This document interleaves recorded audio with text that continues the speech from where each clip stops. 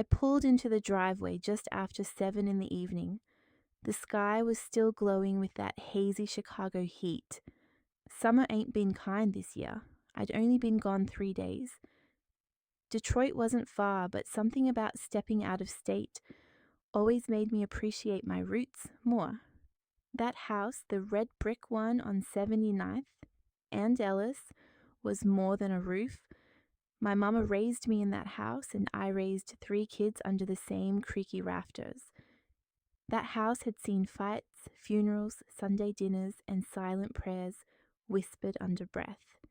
Ain't just bricks and beams, it's blood and backbone. The moment I turned off the ignition, I noticed Miss Leona across the street, staring a bit too long. Her hand froze mid-wave. No smile, just eyes locked on mine before she shuffled back inside, like she saw something she wasn't ready to explain. My chest tightened, not fear, just a knowing. The kind of knowing that comes from years of holding things together even when they fall apart. When I got to the porch, the first thing that hit me was the trash bin. Pulled out on a Tuesday? Trash day wasn't till Thursday. The curtains in the living room didn't sit right either. Drawn close, but with a gap just wide enough to say, somebody's been in a rush. I stepped up slow, not unlocking the door yet. The air smelled like lavender and sin. Someone had sprayed perfume. Cheap, too sweet, not mine. My hand stayed on the knob longer than usual. Instinct kicked in. Don't ever walk into silence without suspicion, I whispered to myself. I pushed the door open gently. Inside was quiet. Too quiet, the kind of quiet that makes your skin remember things before your brain does. I didn't call out, I didn't need to. My eyes moved fast, shoes by the stairs. Women's heels, gold, designer, not mine, not anyone from this house. The floor creaked upstairs. One step, then another. I moved slow, deliberate. Not out of fear, but calculation. I didn't grab nothing, not even my phone. My weapon was my memory.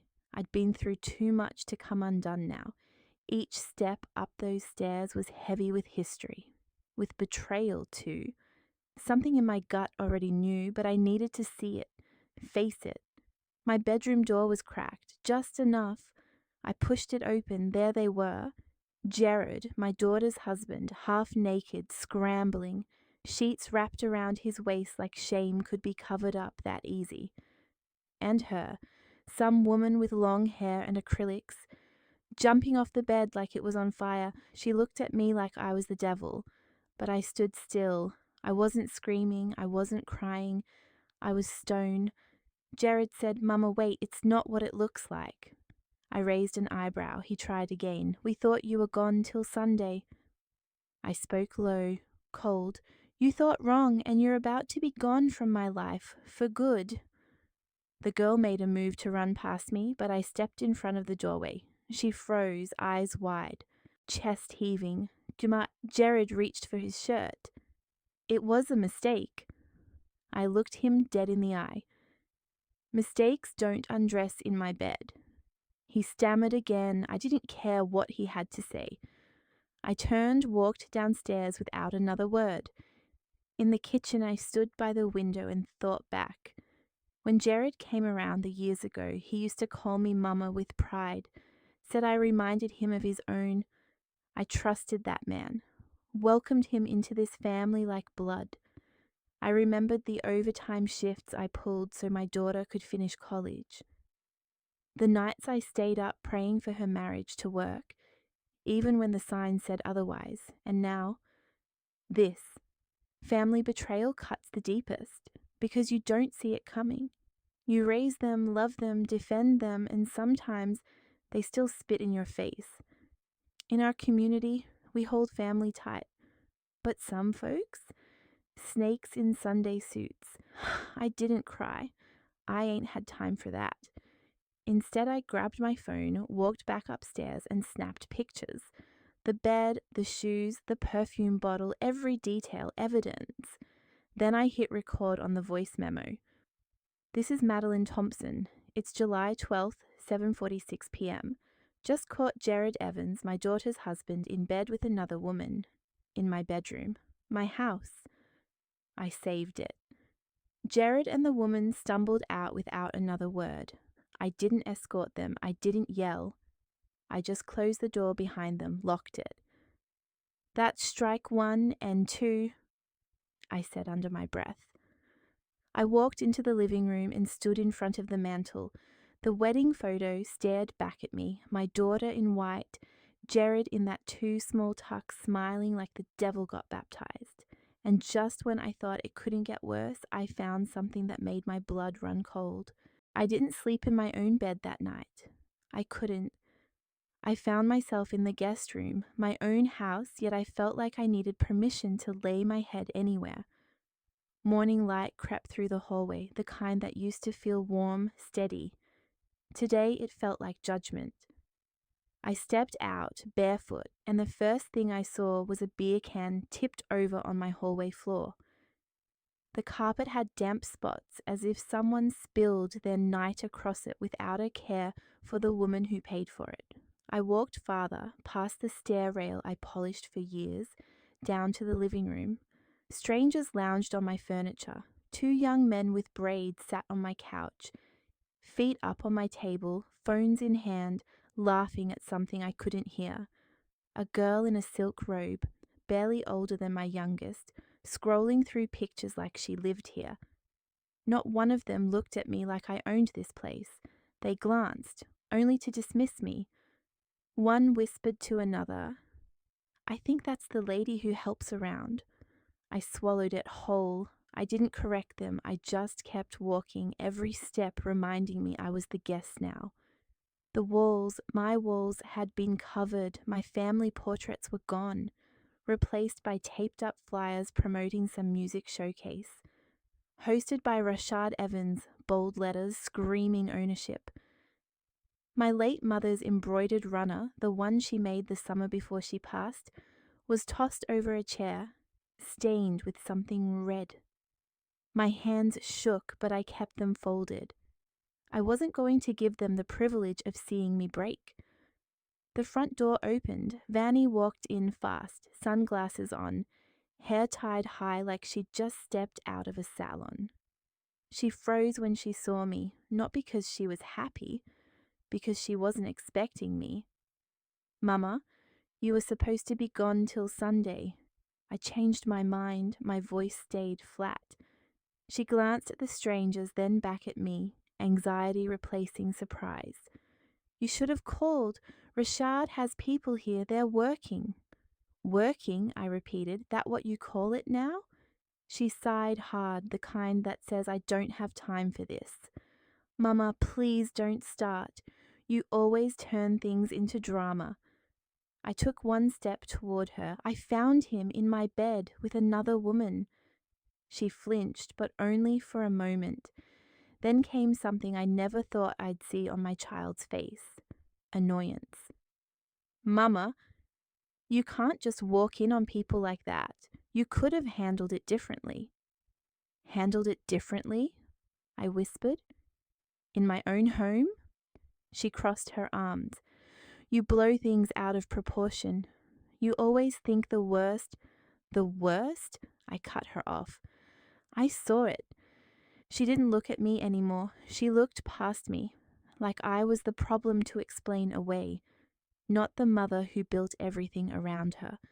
Before I could speak again, Rashad entered, shirtless, holding a mug like a king walking through his castle. He smirked when he saw me. "Morning, Mama." I stared. He sipped. "I told Vanny you wouldn't understand. It was just a business after party, networking. You know how the industry is." I said nothing. He continued, gesturing toward the girl on the couch. "People crash. Things happen. You can't be so traditional." "Traditional?" He turned to Vani right in front of me. "Didn't we talk about using this space to build our image? This house represents success. People need to see we're established." "Established," I repeated under my breath. It wasn't just disrespect. It was entitlement. He wasn't using my home, he was erasing me from it. I walked past them into the hallway. On the wall where my wedding photo once hung, me and my late husband on our happiest day. There was now a framed poster, Rashad's face, arms spread wide like a brand. Someone behind me snorted, "Who's the maid? She looks mad about something." I didn't turn around. I picked up my mother's cloth from the chair, folded it slowly. The stain wouldn't come out, but I folded it anyway. I wasn't angry. I was done being surprised. I was being removed, step by step, from everything I built. And if they were bold enough to practice living without me, I was ready to show them what living without me truly meant. Sunday morning came without rest. I didn't wake. I rose because I never truly slept. I moved through the hallway barefoot, letting the quiet guide me. The house held a different kind of silence now, not empty but heavy, like it was holding its breath, waiting to see if I'd break. I headed toward the kitchen, thinking I'd make coffee and gather my thoughts. But halfway down the hall I stopped. Laughter, low, casual, coming from behind the kitchen door. I stayed still, listening. It was Rashad's voice. "She don't get it, man. Old folks like her, stuck in another time. She's a retired relic, still thinking respect means something." There was laughter. Someone added, "She looked like she'd haunt the place before she'd leave it." Another voice, "She'll die in that chair before she lets go." I waited for Vani to say something, anything, to defend me. But there was nothing, no word, no sound. Her silence cut deeper than their jokes. That was the moment I understood. Fully, cruelly, they did not fear me anymore. I had raised them to believe I'd never strike back. I had made myself safe, and they had mistaken safety for weakness. Sometimes silence ain't peace, it's complicity. I turned away from the kitchen door and walked instead to the one place I thought they hadn't touched. My husband's old study, the only room I'd kept locked most of my life. But I left it open, foolishly thinking respect would hold the line. The door creaked when I pushed it. Dust floated in the light from the window. My old desk sat the same, papers half sorted, my husband's pen holder still in place. I opened a drawer to straighten it, habit, nothing more. That's when I saw it, a folder I had never seen before, poorly tucked, as if someone had hidden it in a hurry. I pulled it out. Inside were documents, my address, my name, my deed. But under authorized signatory were words that turned my hands cold. Rashad Evans, acting co-owner. Further down, loan agreements. He had used my house as collateral. My house, my mother's legacy, my life's spine. And he had gambled it like it was play money, not just invasion, erasure. I stood there, holding the weight of betrayal heavier than any scream could carry. No tears came. Something else did, something slow, something sharp. I walked out of the study with the folder in hand, down the hallway, past the laughter that hadn't yet died. I reached the kitchen doorway. I didn't enter. I just stood still, letting my shadow stretch across their floor. Rashad looked up, his smile faded, our eyes locked. He saw what I held. He knew then the storm he prepared for was wrong. I wasn't going to yell. I was going to calculate. I turned without a word, leaving them with their laughter dying in their throats. I went upstairs to my room, not to lie down, but to remember. Every decision I'd made in their favor rose like ghosts. I remembered letting Vanny quit nursing school because he said she could build a brand with him. I remembered signing utility bills over just for convenience. I remembered ignoring their parties because I told myself, let them be young. I had mistaken surrender for wisdom. They had mistaken mercy for weakness. I sat at my desk, opened my notebook, the same one I once used to track bills and school forms, and I began writing again, not emotions, facts, dates, names, photographs from my phone. Every wrong turn they thought I didn't see. If this was war, it wouldn't be fought in shouting matches. It would be fought in proof. You play me like a fool, I'll teach you how a real woman reclaims a home. And just as I laid my pen down, I heard footsteps on the porch. Not Rashad, not Vanny, a soft knock, no voice. I opened the door. An unmarked envelope sat on the mat. I hadn't even begun my fight when someone decided to join it. That afternoon, the house felt like it had eyes. Everywhere I moved, it watched me, not with affection, but with warning. I walked back toward the hallway where I once overheard Rashad, checking the small corner shelf where I'd had the security monitor installed. Black screen. No signal. I tapped the button. Nothing. I moved closer, tracing the cord with my fingers until I found it. Cut clean, not yanked, cut intentionally. They weren't careless, they were covering their tracks. I followed the wires toward the storage closet near the back exit, a place nobody else bothered with. The panel door was slightly ajar.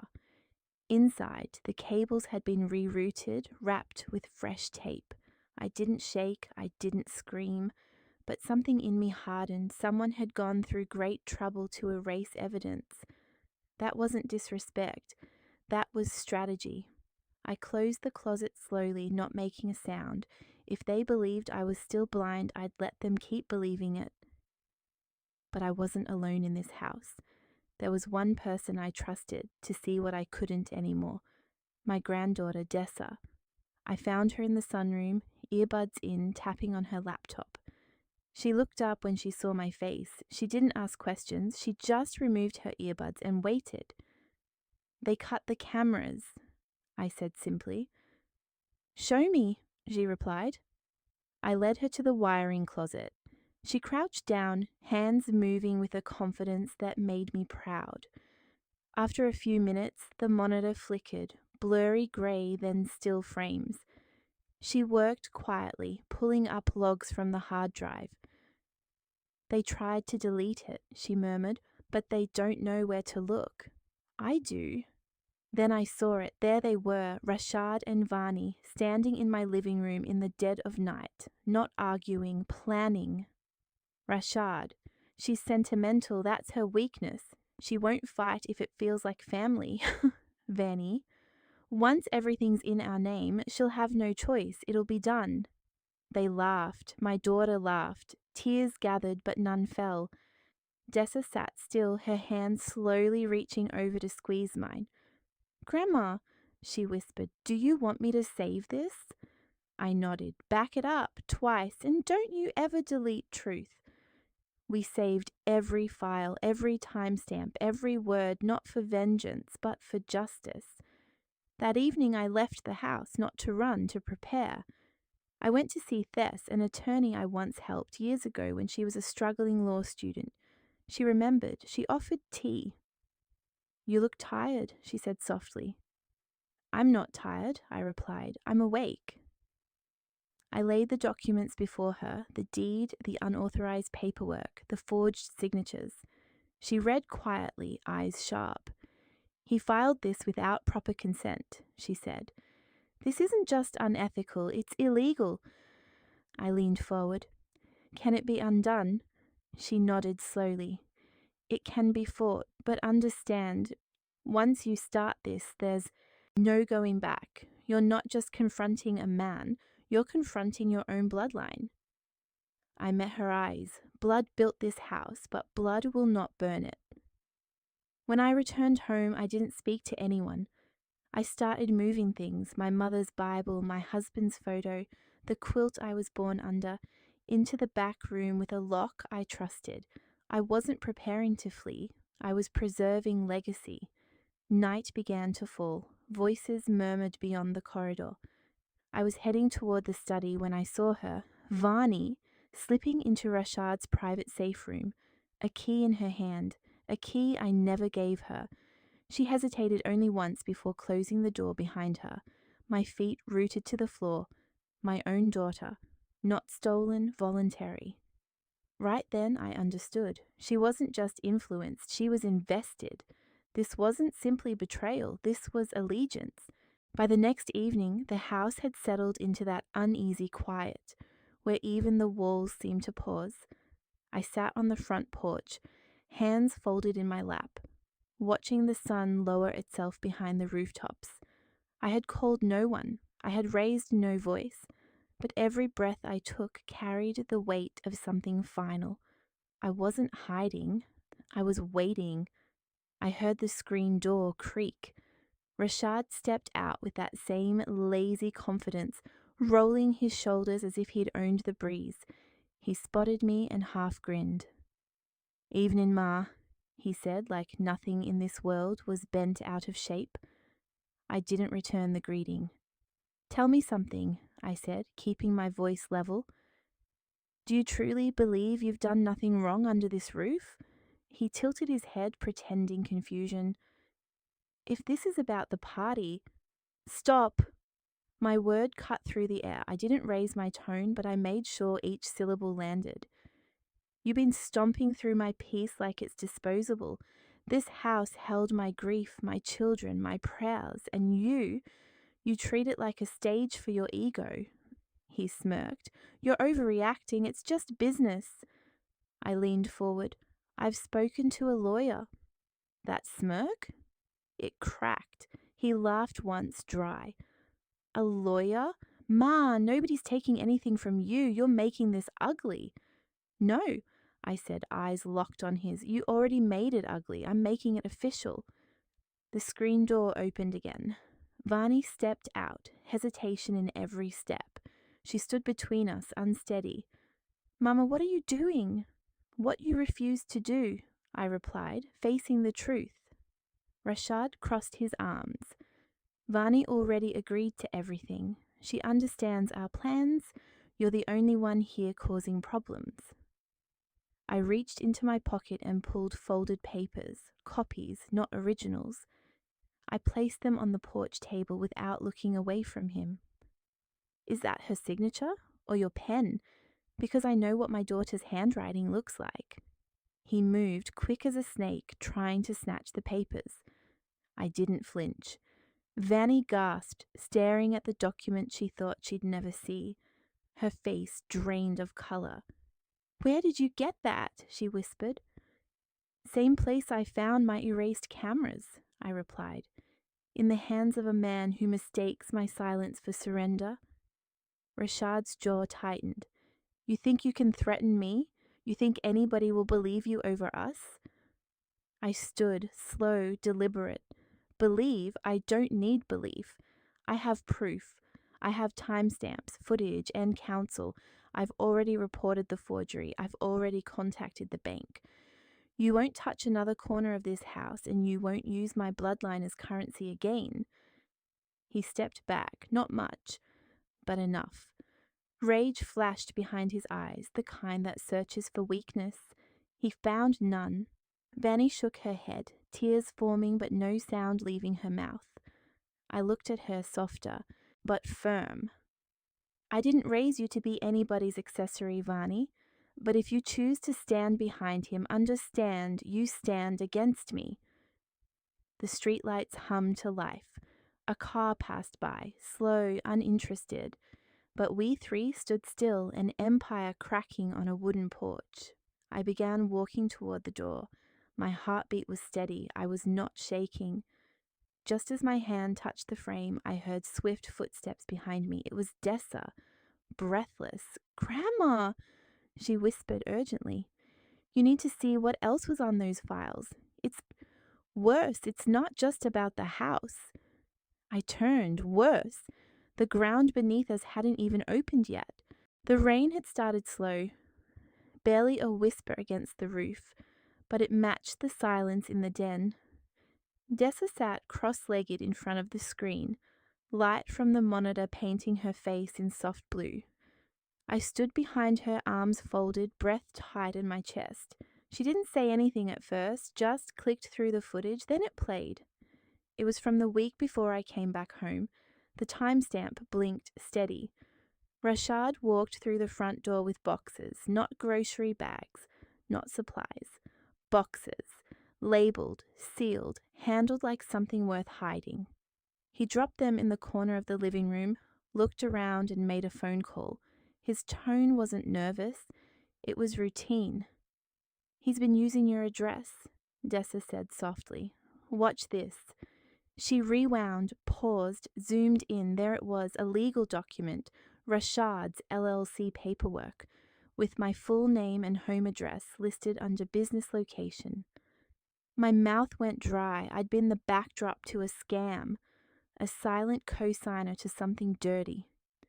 I stared at the screen, not blinking. "I let snakes slide too long," I murmured, thinking I was protecting peace. But that peace was paid for with my dignity. "This ain't just about my house anymore." I stepped away from the screen, walked over to the kitchen, and called Mr. Reeve. He picked up like he'd been expecting me. I told him what we found. He didn't sugarcoat it. "Using your address for fraudulent business is serious, Ms. Langston. Could trigger federal attention. We need a sworn affidavit and immediate evidence preservation." I nodded, even though he couldn't see me. "I'm on it." Dessa was already ahead of me. She tapped into state business registries, cross-referenced Rashad's name with shell companies. We found 3 listings tied to my address.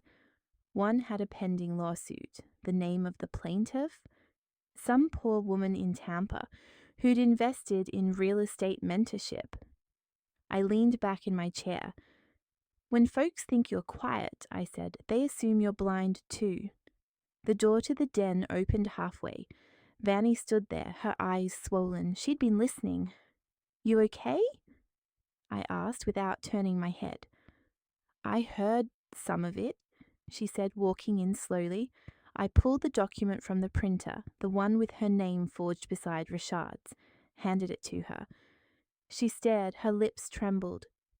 "He told me it was just a mailing address, that it was temporary." "You knew he was shady," I said, voice flat. "But you didn't know he was stupid." Her hands shook. "I didn't think he'd drag you into legal trouble. I didn't." I held up a hand. "No more defending, no more crying.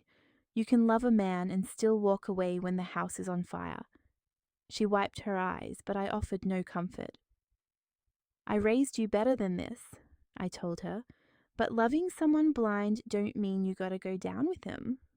She nodded, slow, still clinging to something that hadn't deserved her loyalty in years. I turned back to Dessa. "Print everything, sort it by date, label the video files." "Already doing it," she said, focused. This wasn't revenge, it was math. I gathered statements, organized evidence, printed the LLC filings, the screenshots, the phone logs. I labeled folders, marked envelopes, even stacked clean copies of my deed and that forged mortgage paper. Dessa looked up at me. "So what's next?" I didn't hesitate. "Family meeting in this house, everyone, no more lies and corners." "You sure? I'm done whispering in my own home." I called Mr. Reeve again, told him to prep everything for court if needed. His voice stayed calm, but I heard the edge tighten. "The moment you're served," he said, "they'll act fast. Be ready." I was born ready, just forgot for a while. I stepped back, letting the room fall quiet. Then came the knock, firm, rhythmic, measured. I opened the door. A man stood there in a rain-dampened suit, holding a folder. "Mrs. Netta Langston?" I nodded. "You've been listed in an active financial investigation involving Mr. Rashad Myers. I'm going to need a moment of your time." The porch light buzzed overhead, and just like that, it wasn't just family anymore. Now the law had a seat at the table. I sent out the invites 2 mornings ago. No threats, no accusations, just family meeting, truth and respect. It's enough to make people curious, and they showed up. By late afternoon, the living room was full. Aunts and uncles, neighbours from 2 blocks over, a couple of ministers, Vani's friends who used to come by on holidays. Rashad walked in as if he owned every inch.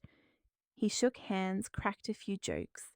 His mask, calm, but that day the air tasted different.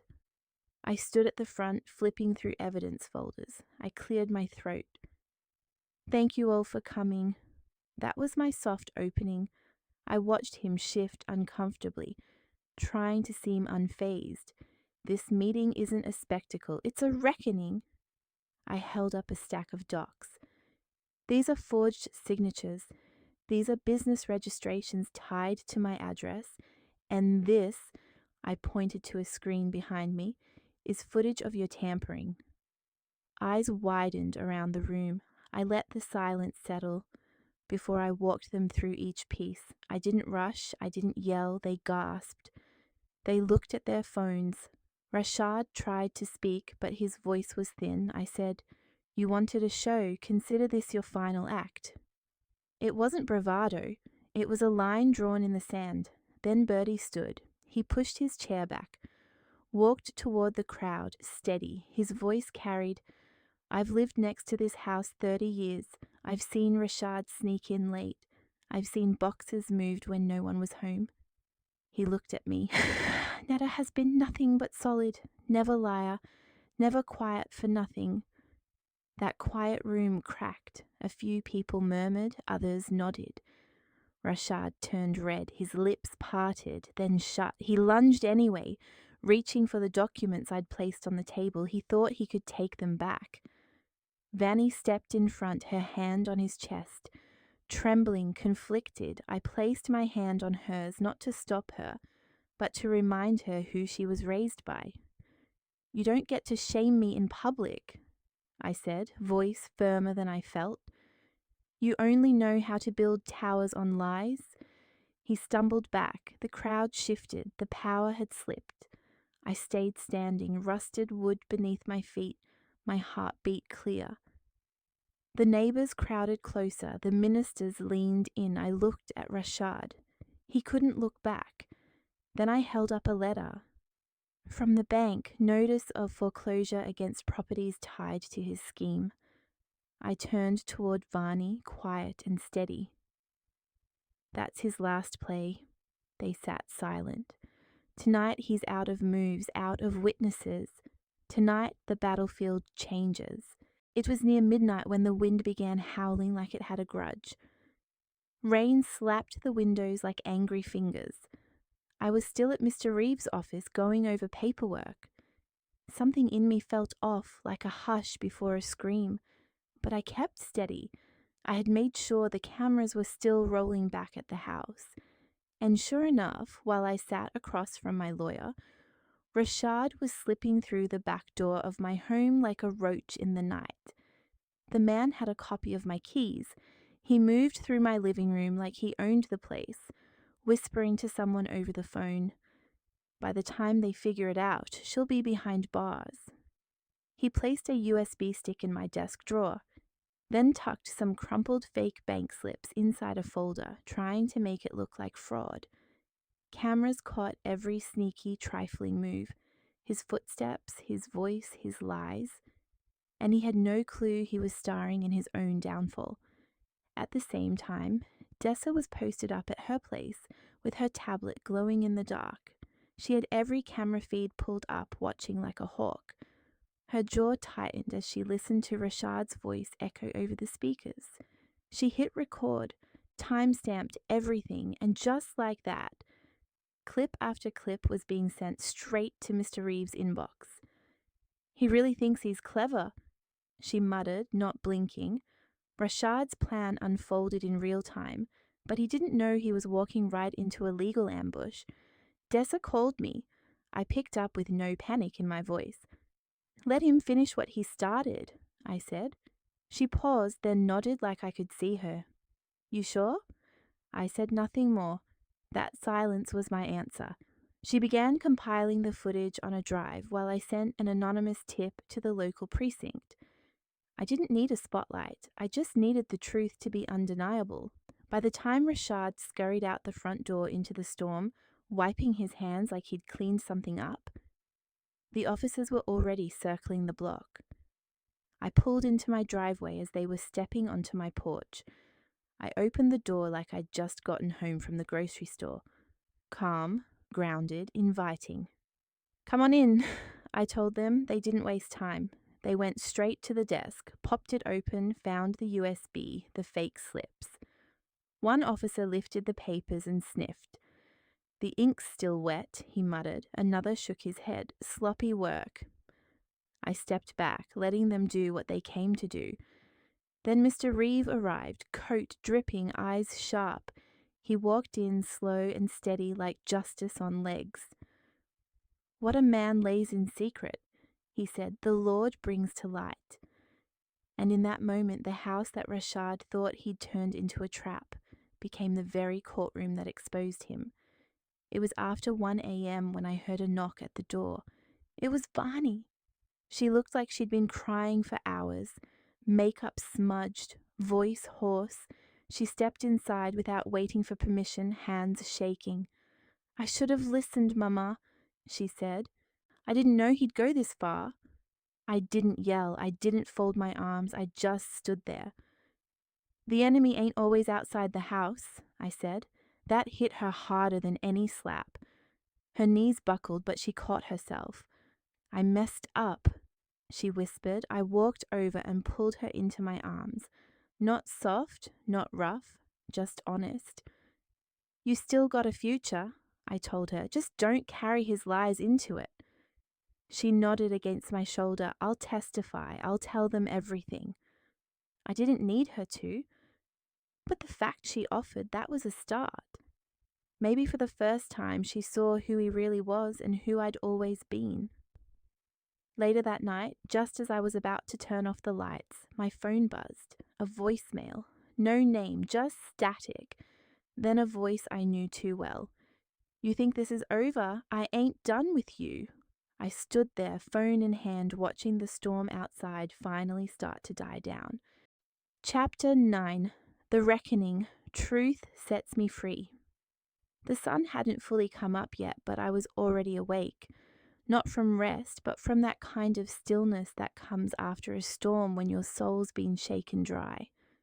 The house was quiet now. No voices arguing, no footsteps stomping around with pride. Just me, the creak of the old floorboards beneath my slippers, and the faint ticking of the kitchen clock. I walked room to room, hands trailing over surfaces that still carried the echo of last night's battle.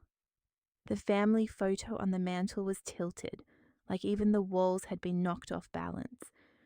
The cloth from the table, hand embroidered by my mother, folded neat, sat untouched since the meeting. For years this house held a silence I never questioned. Now it was filled with a different kind. Truth finally laid bare, no longer hiding behind politeness. I opened the front door just as the breeze picked up. Out on the street, I saw folks walking by slow, pretending not to look. But they looked. Curtains shifted, whispers floated. Word had moved quick overnight. Footage of Rashad's setup, him planting fake papers in my desk, had made it to the local news station. That clip of him on the phone, thinking he was sealing my fate, it played on a loop in community chats all morning. One neighbor crossed the yard to hand me a warm biscuit wrapped in foil. Didn't say much, just nodded. Sometimes silence means we see you. Then Pastor Lewis came, didn't knock, just stood with me on the porch, hands folded like prayer was already moving. "Netta," he said, "what's done in darkness don't stay there. You were faithful and it showed." I didn't respond right away. My eyes were already fixed on the edge of the crowd forming on my lawn. Familiar faces, women from my prayer circle, Vanny's classmates, even Mr. Harmon from 2 doors down, the one who never came to anything. That's when I saw her, Vanny. She walked through them like someone half swimming, half drowning. Her steps were shaky. Her mouth looked like it had been rehearsing lines all night, but lost the script at the last minute. She stopped 2 feet from me. The air between us pulsed, thick with everything we hadn't said. Then slowly she bent her knees, lowered herself to the porch floor, put both hands on my feet. "Mama." Her voice cracked before it even reached the word. I was blind. I see now. Somebody gasped behind her. Someone else started to cry. I didn't move, didn't blink. Just watched my daughter fall apart in front of me. She kept going. I let him lie to me. I let myself believe things that didn't make sense. I didn't protect you. I didn't even listen. She sobbed into her hands. Please forgive me. Let me make this right. I looked past her, toward the fence, the swing set, the porch where I'd raised her and her sister, where I taught her how to braid hair and pick good friends. I remembered holding her fevered body as a baby, praying over her in the dark. I didn't touch her. I didn't speak right away. Then, with a voice that carried more weight than shouting ever could, I said, "This ain't about forgiveness, baby. It's about respect."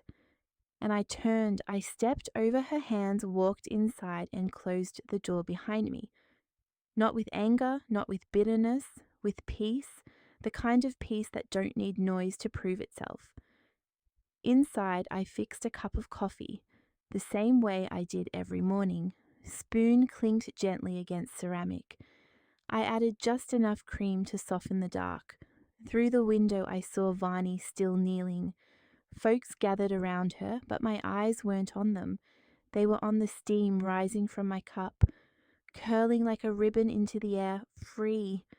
I stepped out onto the porch, coffee in hand, stood tall, looked out not just at them, but past them, past this street, past this pain.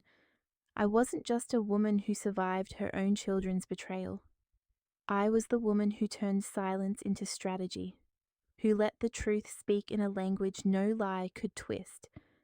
I caught Dessa's eyes in the crowd. She gave me the smallest nod, like a soldier saluting the general. I nodded back. Then slowly I turned, stepped back inside. One last time I opened that old chest by the stairs and pulled out the embroidered cloth. The one I'd folded so many times it almost forgot how to stretch. I laid it flat on the kitchen table, smoothed out the edges with both hands.